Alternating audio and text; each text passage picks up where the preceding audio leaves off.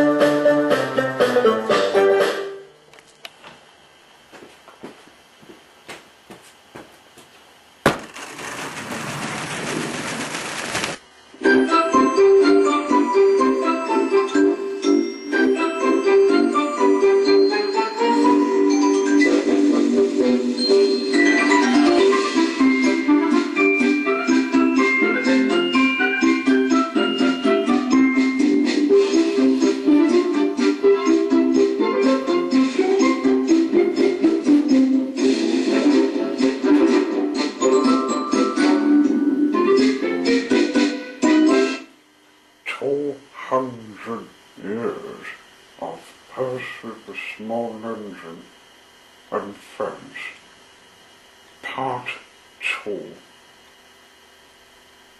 Percy and the Dinosaur.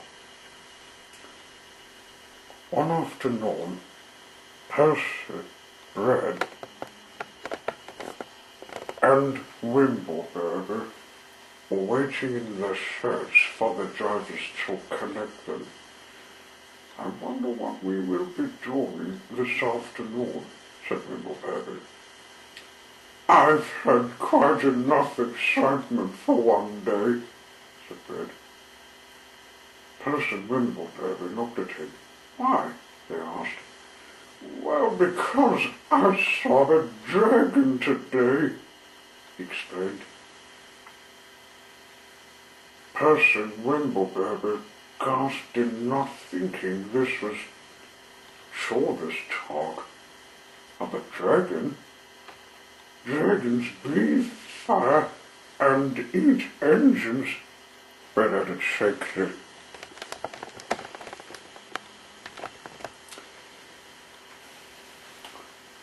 Percy wasn't quite sure if he would believe Bread or not. However, the next day he'd just left the junction with his own coaches when he saw a large animal standing beside the line. It wasn't like any animal he'd ever seen before. It was so tall that it towered above the trees and had a long curved neck. "I wonder what that is," Percy told himself. Then he remembered the talk he'd had with Bread the day before. "That must be Bread's dragon," he thought. He looked at the strange animal again, but it was not doing anything. He knew what it was already. "That's a dinosaur twilight sparkle. Just made it. I'll tell Bread this."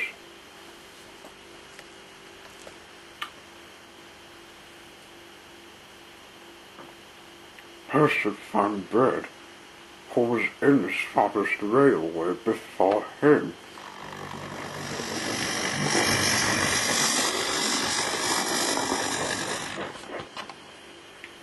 "Percy? Bread? That's the dragon I saw. Relax, it's a fake dinosaur.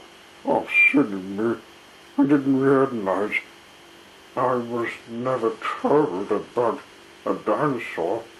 A driver told me he was watching Walking with Dinosaurs, a BBC program. What's this doing there?" Twilight made it to give it to the Equestria Country's Museum.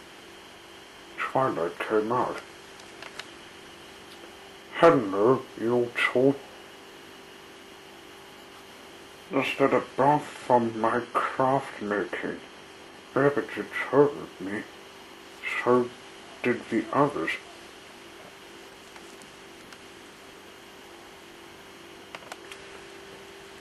"Can you take it to the Christian Museum?"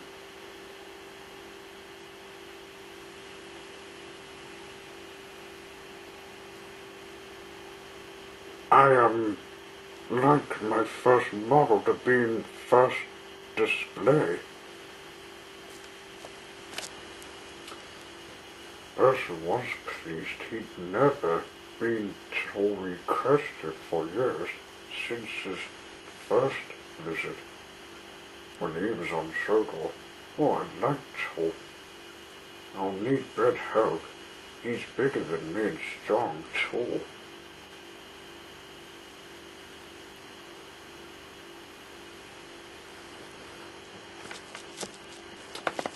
But first, I have have to finish my branch line. They took the dinosaur to Equestria where Twilight and her friends used to live. They came home when the job was finished.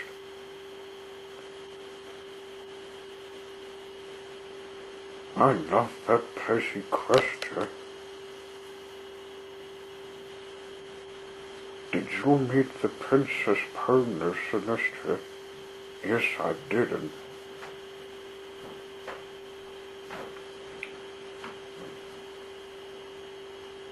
you introduced her to me. Come on now, bedtime.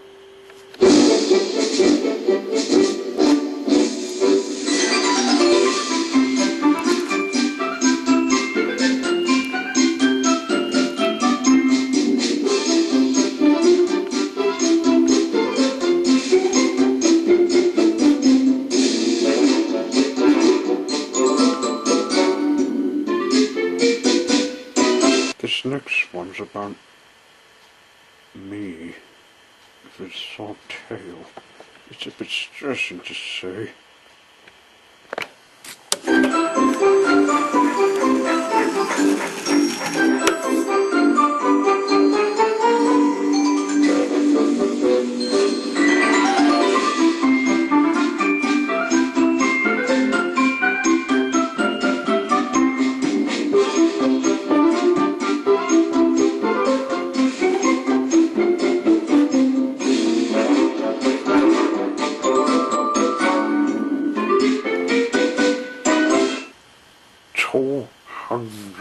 Years of Percy the Small Engine and Friends, Part 2. Henry goes to the vet hospital. Henry, the Green Engine, is always proud when his friends come and say hello to him. But on this morning, he had no one else to talk to except the station cats. They were playing hide and seek. And Henry saw his driver chatting with a passenger he hadn't seen before. He was a vet. "What's a vet?" asked Henry. "Well, a person that helps sick or hurt animals, not humans," said the driver. "That's Dr. Burns. He's just started working at the hospital vet. He'll be a regular passenger of ours from now on." Henry soon became friends with Dr. Burns and looked out for him every day. He liked him. He always said hello to him. And Henry always gave him a friendly toot-toot back. And that's how they meet. Then one morning, Dr. Burns wasn't there. Henry was worried. "Have you seen Dr. Burns?"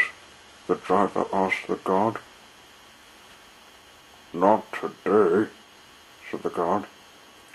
"I'll ask the ticket collector." "Have you seen Dr. Burns?" the guard asked. "Not since yesterday,"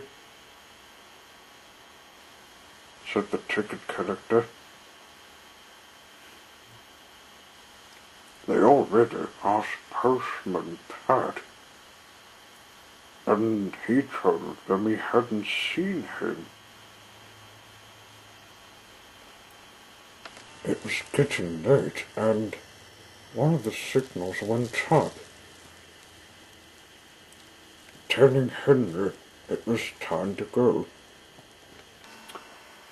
Henry made a turn round before pulling his chain, departing without Dr. Bones. He was upset. "I've lost my nice doctor," he wailed. "Don't fret, Henry," said his driver comfortingly. "He's just probably having a day off or something.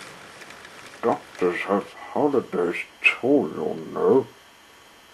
But Henry wasn't happy. To make matters worse, it was a stormy day, and the rain lashed at the carriage windows and thundered down on the roof of the cab. He had to go carefully along the line. He'd never liked the rain.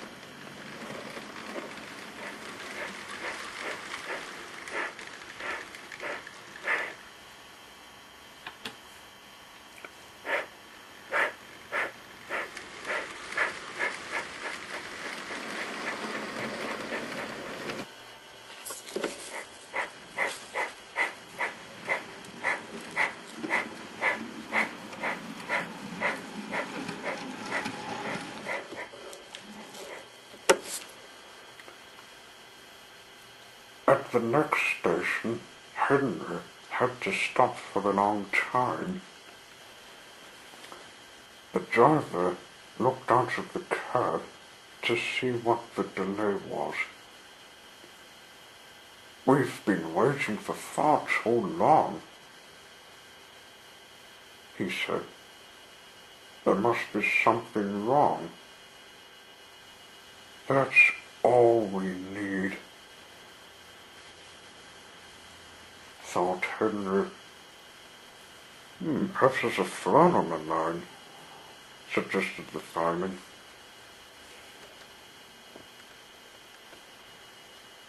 He got down from the footplate and went to see the station master. Soon the station master came to see Henry's driver. He looked worried. "We need your help, driver," he said. "Twilight Sparkle, one of the little ponies, got her tail broken from a fallen branch. Appleblom burst by mistake." Henry's driver looked concerned. "We should call an ambulance straight away. I don't think it can get here at this rate. We need another way to transport her." Henry's driver thought for a moment. Then a smile spread across his face. "I know," he said. "I've got a much better idea." "What is it, then?" asked the station master. "Henry can take Twilight to the hospital vet. It's in Sloping Main Docks." "That is a good idea," said the station master. And he phoned the other station master about a quick plan. Henry was delighted to help, and was very honored to have been chosen had a special duty. If only Dr. Burns was here to see me being an ambulance tool, he thought excitedly. He went to Forest Hill. The prisoners helped Twilight out of the heavy branch. Her tail was in a terrible state. Oh, my tail hurts. I can't move it. I'm sorry, I didn't mean to jab it, Twilight. That's all right, Appleblom. I'm glad you asked the station master to stop hitting this train. Oh, here it comes. This train.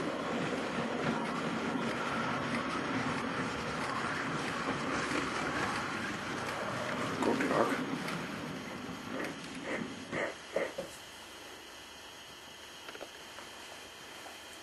Hello, Twilight.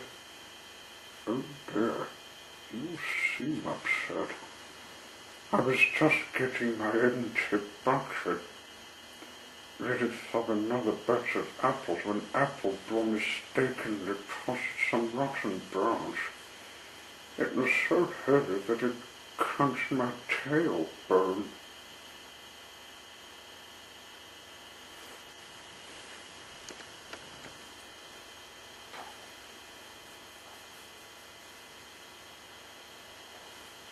There's just one thing, Twilight. You can't walk when it's broken your tailbone. In other words, you can't drag it like this. Oh, well, I'll let you hold it gently. Twilight was on board, and Henry set off, taking care of not bumping her about.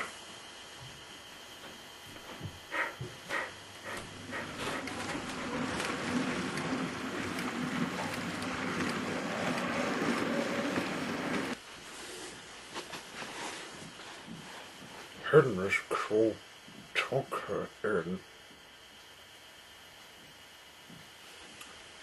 then went home once they dealt with her tailbone. She stayed in the hospital for some time, then went home and it was made, but she still needed it to recover.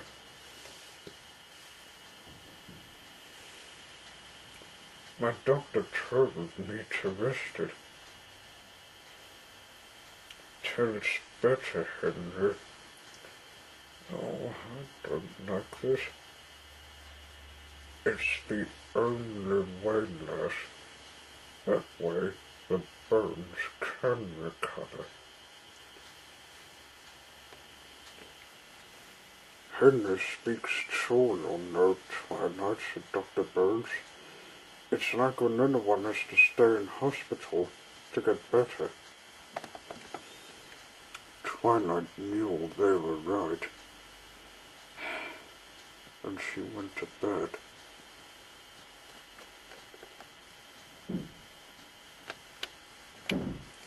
Poor girl, thought Henry. I'll have to visit her. Thought Henry she left.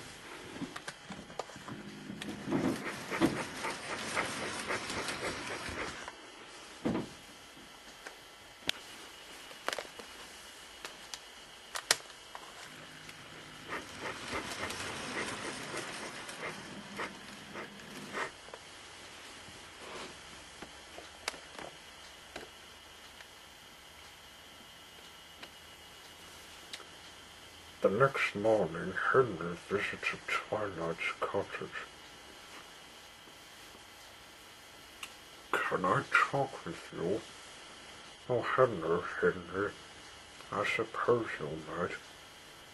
I was the same as you, only I was different. Your tail will get better, the same, but I was better the same when I had a small firebox. I had a sick feeling. Boy, was I not well. I didn't know you were that sick, Henry. Captain Cook shall tell you my story. That's right, Twilight. I know how Celestia told you and your friends his book. Hello, sir. Are you telling me your story? Yes, I am. Magic, if you please. Okay.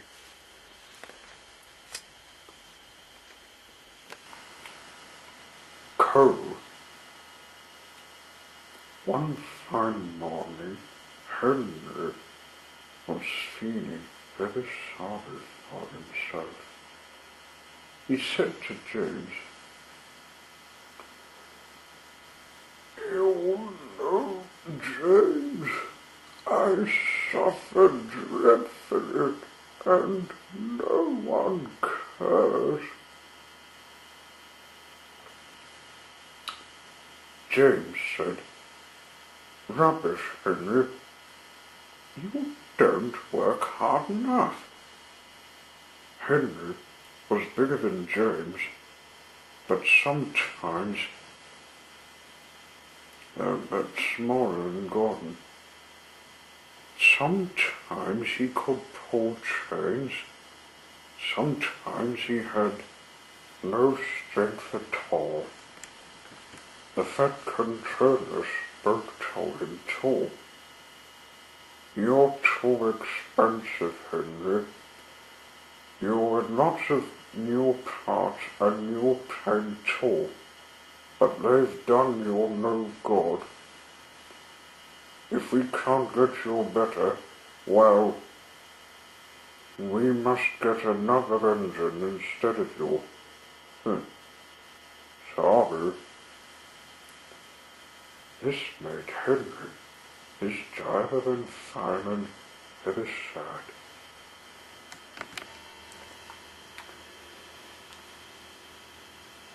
The fat controller was waiting as Henry backed onto the train.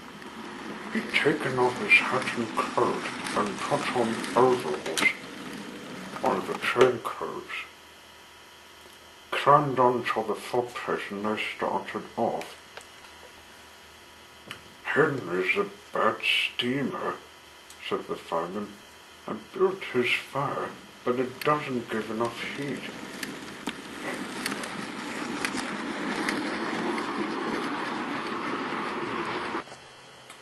Henry tried very hard, but it was no good. He had not enough steam. When they stopped at the next station, he was very upset.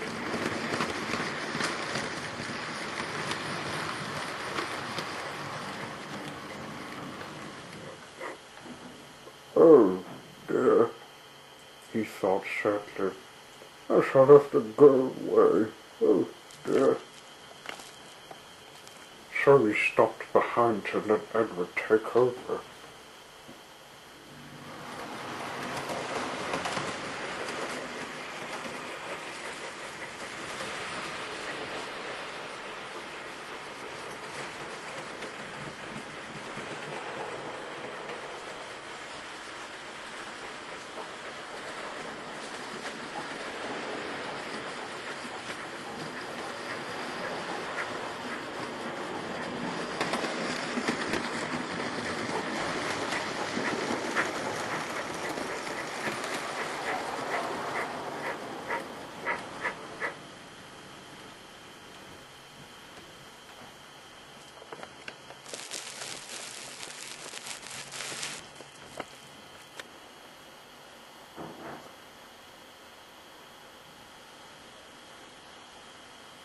"What do you think is wrong, fireman?" asked the fat controller. Well, sir, if you don't mind me telling you, the fact is the code is wrong. We had a poor lot yesterday, and today it's worse. The other engines can manage. They've big fireboxes, but Henry's is small and can't make the heat. Now, with Welsh code, he'd be a different engine. Welsh code, eh? It's expensive, said the fat controller, but Henry must have a fair chance. James, I'll go and fetch some. When the Welsh code came, Henry's crew were excited.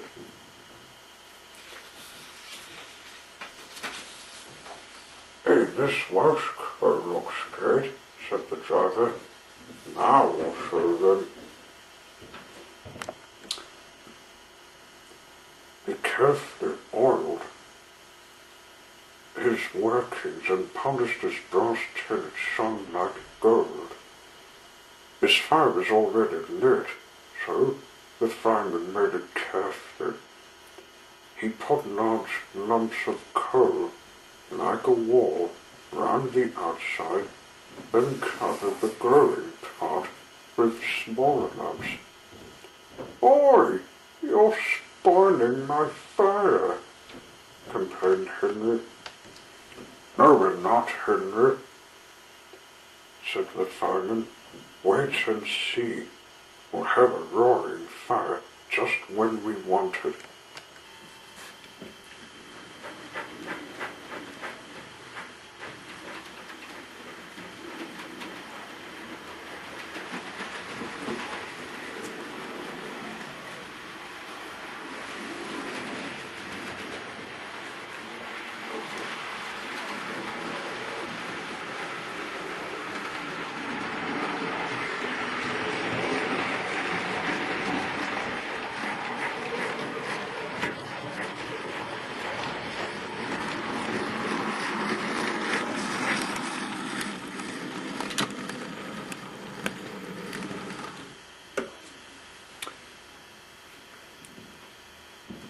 He was right. Henry was getting his energy back, and he could now do his work fine. The fat controller came to see. He was now taking the express. How are you, Henry? I feel fine. If you're a good fire driver, never better send plenty of steam. Well, no record breaking. Don't push in too hard. I was beginning to hold it back.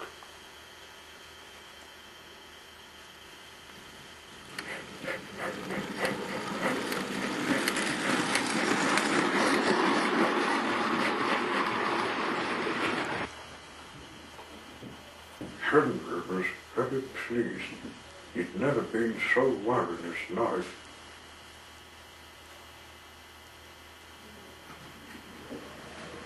And he would surprise Thomas at the junction when he arrived there early.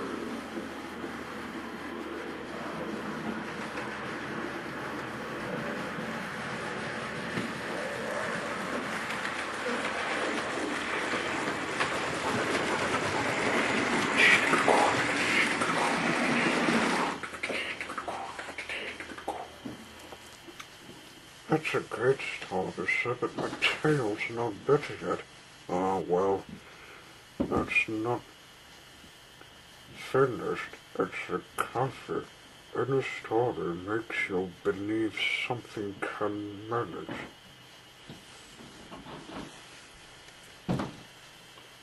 You'll tell another story soon.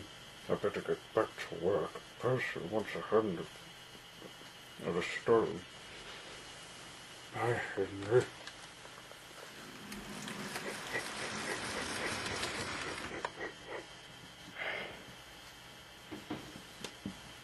Twilight still had to stay in bed after Henry left. can make her please, but sometimes she just wishes a tail to be better. But Henry came back quite soon.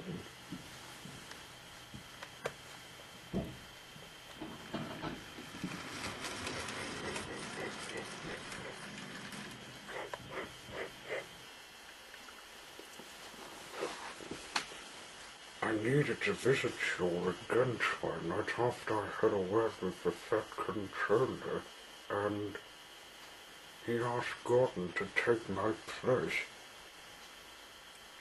And I'm sorry to see you're upset about missing out with sorting the gorge. Of course I am. I wrote to my teacher about it, and she said to me the same thing as Captain Cox said.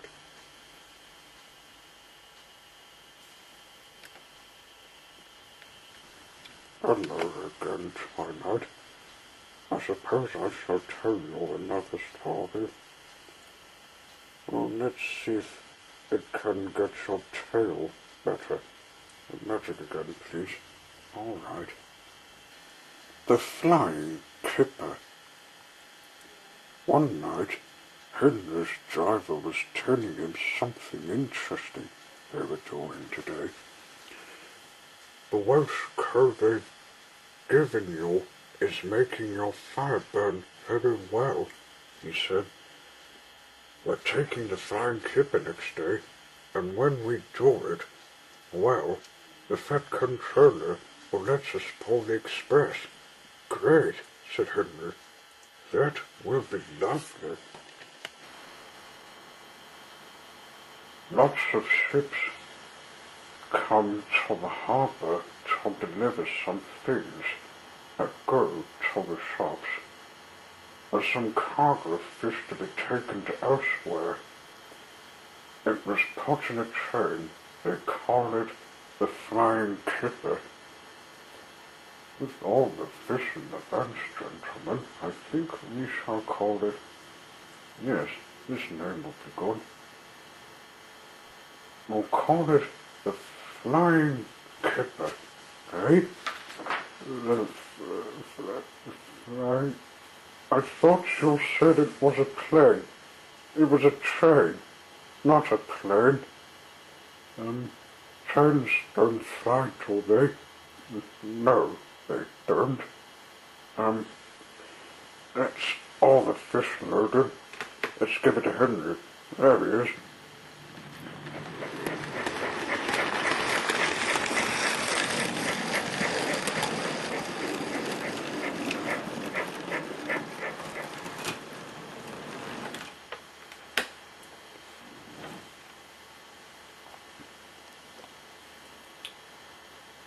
Henry backed onto the vans, ready to take it on his long trip.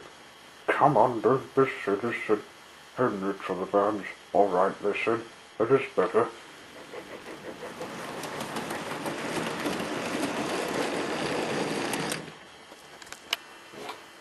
Clouds of smoke and steam poured from his funnel.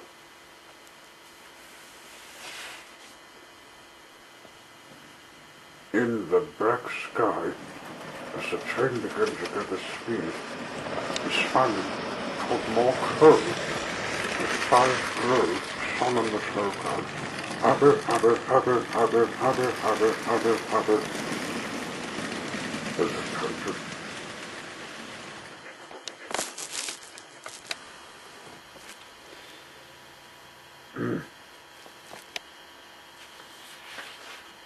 As they were passing, a signal appeared ahead. It was done. The driver thought they could go on, but they didn't go straight ahead. They didn't look at the points. They were switched to the wrong way, not realizing this. They didn't stop till too late. They took the line not taking them where they want to go.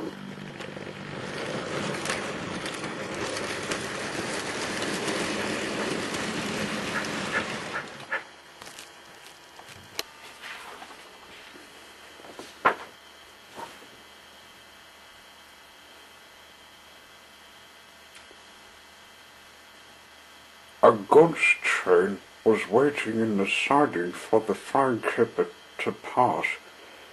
The driver and fireman were having some chocolate in the guard's van. The guard pulled out his watch. "The clipper's due," he said. "Who cares?" said the fireman. "This is good cocoa." "Come on, fireman, back to our engine," said the driver, who got up to his feet. They got out just in time.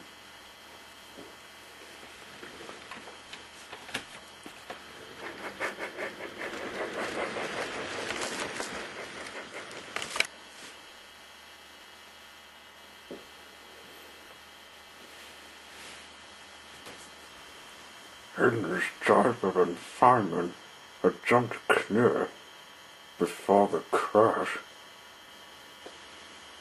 When morning came, Henry could see he was in a mess. He'd just crashed in. The fat controller came to see what was going on. "Well, Henry, have you anything to say for yourself?" "The signal was down, sir." "Well, it's not your fault. Ice and snow make the accident. I'm sending you to Crew, a fine place for sick engines. They'll give you a new shape and a larger firebox. You won't need new coal anymore."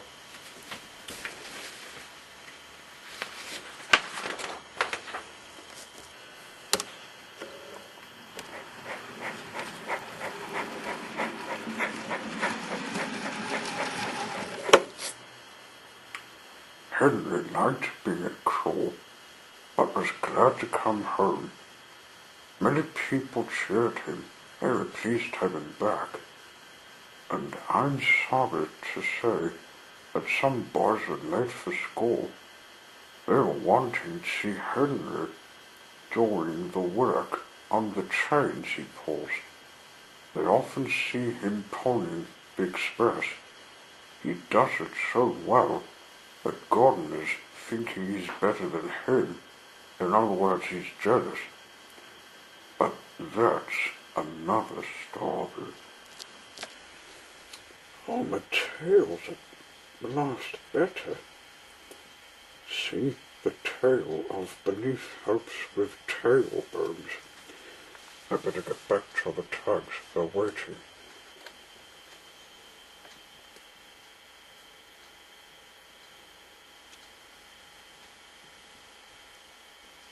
Thank you, Henry. I don't feel left out now. Come on then. I'll take you to your friends. They'll be pleased to have you back.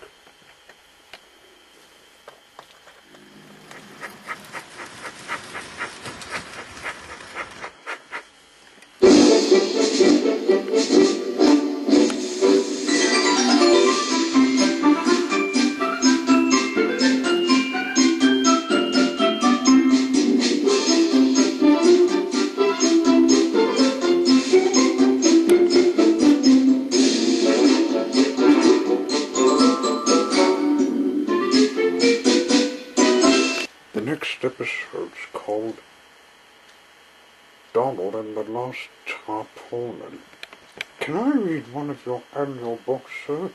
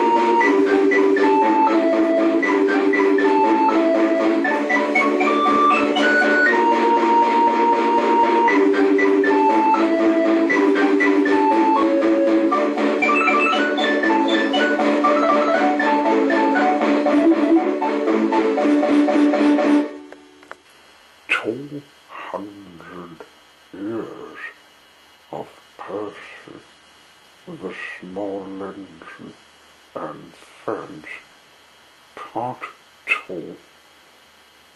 Donald and the Lost Tarpaulin.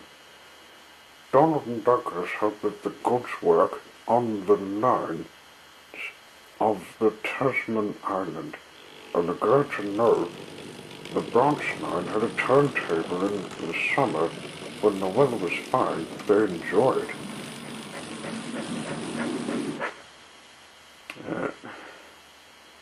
But they don't like it when it is wet. No engine likes being rained on. Henry had even stayed in a tunnel once to avoid it, a long time ago. This is better, said Donald. A turntable, and we tender engines don't go backwards. But remember, you and Douglas have a small roof, said Duck. Well, mine's big and fine. Mine's not, said Donald. In an effort to keep some of the rain off, the twins' crews rigged tarpaulins from the back of the cab roof down to the front of the tender like a sort of tent. This helped, but if it was windy, it flapped itself and was making its if it was windy, it flapped and made itself a nuisance. But at last the weather improved, and they were just getting a move on to take a branch line train, and the fireman noticed the tarpaulin was not in the tender. Hey, it's gone, he said. Oh no, it must have fallen off, said the driver. Stop, guys, it's in my tender. Take it out first. They quickly got it out, then dried it in the clothes rack. As soon as it was dry, they put it on the tender and went back to the train. The rain fell once more. Phew! We'll be dry this time. Donald quickly set off with the goods he was needing to deliver to Tanner.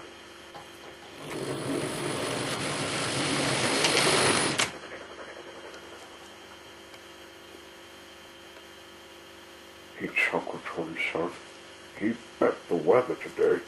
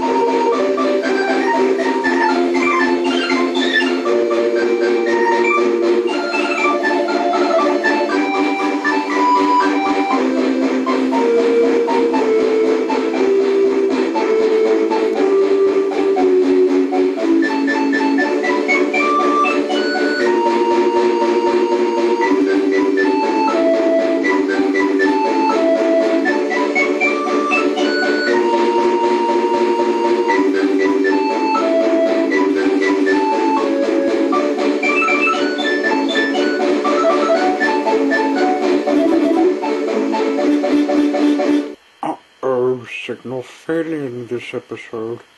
Whatever next?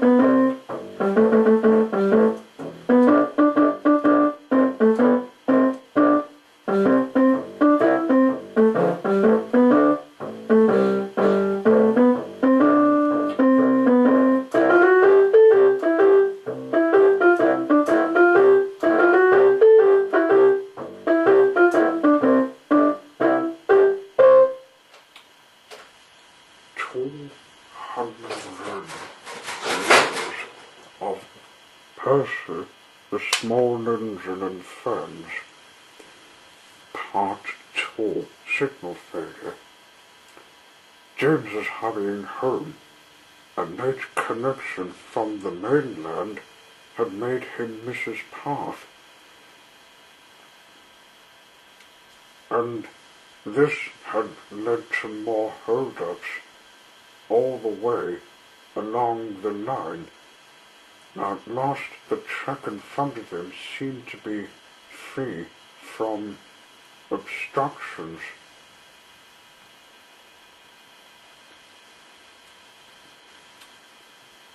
As he came home to get to the signal box so he could get the signalman to switch him home,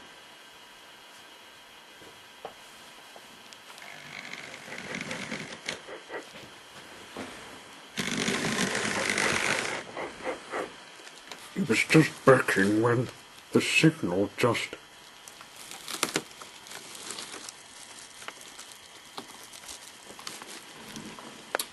switched back to danger. Oh no, not again.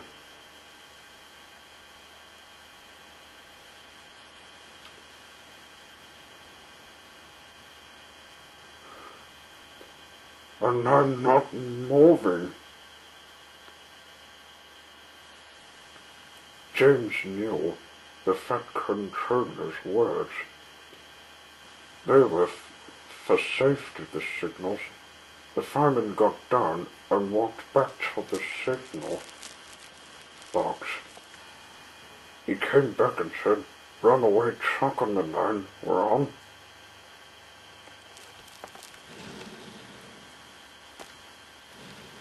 Ow! As he got in, the truck came out of the tunnel. It bumped into James. "What on earth?" he exclaimed. The truck was taken to the siding and he went home.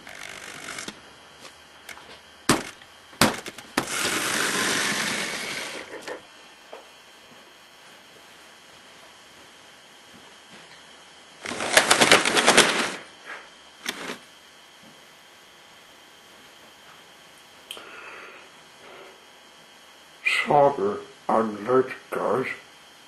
A truck bumped into me and I had to clean it to the siding. The fat controller was right about signals used for reasons. They're like traffic lights, Percy said. I remember the nighttime in the 80s and when I was first on television, I was learning the main line the hard way. I forgot to whistle so I could get switched to the yard, and you crashed into the bank, finished James. Yeah, but it was a soft crash. The next morning, James and Percy were doing the stonework, taking it to the tanks. A storm grew. "Careful, James," said Percy. "The storm can knock something down." "It looks pretty bad," said James. They were leaving when they saw the signal was down. "Look out!" "Uh-oh! The signal's broken and the wires too. We can't go near it. It's got the power alive with electricity." "I wouldn't go near it, so stay in the shed till the storm passes. We can't clean the mess. No, we'll have to wait." "Cramp!" So they did. The next morning the storm passed and they cleared up the mess. The workmen were called to get it fixed. Percy and James waited as they sorted their trucks. "It's the last time we had signal failure. Do you think we can go if the signal's working?" "It might. Let's see what we're doing." "It's fixed. You can go now. Thank you, sir." That's the code delivered on. Nothing curses. 200 years of my friend again?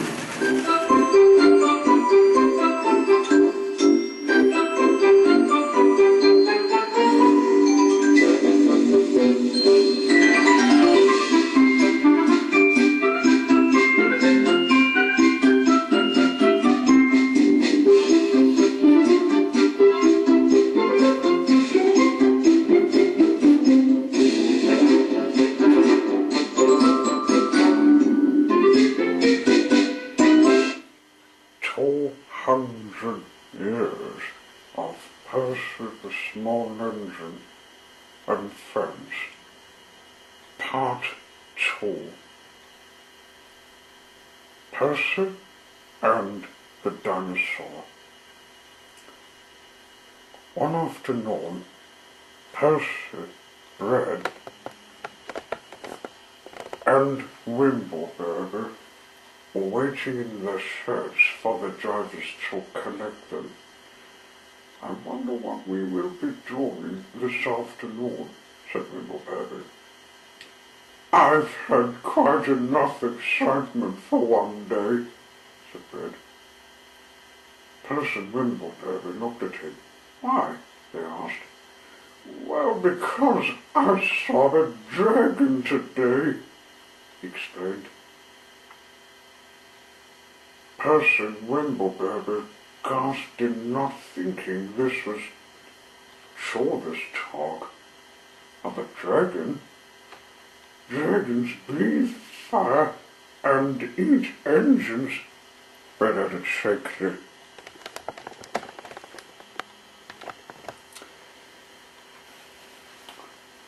Percy wasn't quite sure if he would believe Bread or not. However, the next day he'd just left the junction with his own coaches when he saw a large animal standing beside the line. It wasn't like any animal he'd never seen before. It was so tall that it towered above the trees and had a long curved neck. "I wonder what that is," Percy told himself. Then he remembered the talk he'd had with Bread the day before. "That must be Bread's dragon," he thought. He looked at the strange animal again, but it was not doing anything. He knew what it was already. "That's a dinosaur twilight sparkle. Just made it. I'll tell Bread this."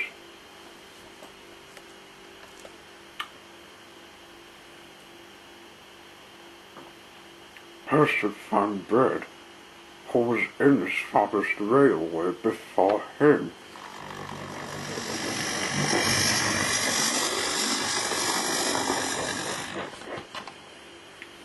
"Percy?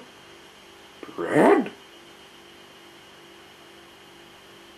That's the dragon I saw. Relax, it's a fake dinosaur.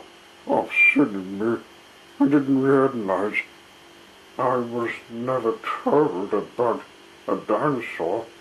A driver told me he was watching Walking with Dinosaurs, a BBC program. What is this doing there?" Twilight made it to give it to the Equestria Country's Museum. Twilight came out. "Hello, you two. Just had a bath from my craft making. Rabbit told me. So did the others.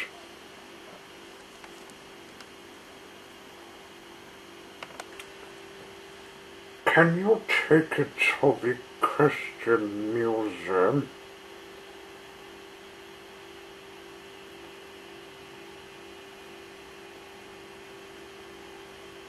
"I am like my first model to be in first display."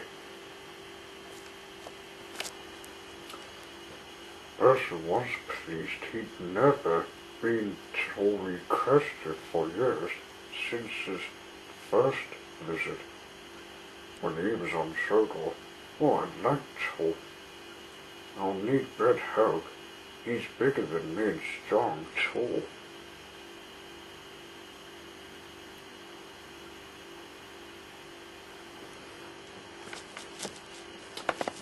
But first, I have to figure finish my branch line. They took the dinosaur to Equestria, where Twilight and her friends used to live.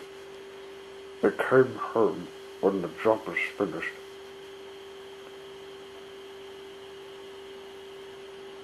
I love that place, Equestria. Did you meet the Princess Percy, Sinistra? Yes, I didn't.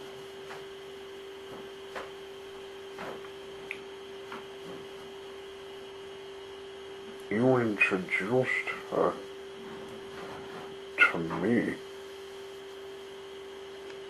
Come on now,